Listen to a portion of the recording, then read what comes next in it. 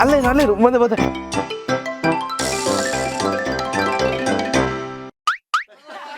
Kick ಮಾಡು ಏಯ್ kick ಮಾಡ.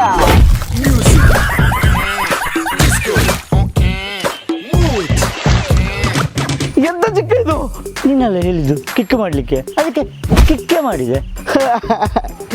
ನಾನು ಮಗುವಿಗೆ ಕಿಕ್ ಮಾಡ್ಲಿಕ್ಕೆ ಹೇಳಿದ್ದು. ನನಗೆ ಗೊತ್ತಿರಲಿಲ್ಲ ಮಾರ್ರೆ, ಸಾರಿ ಆಯ್ತಾ.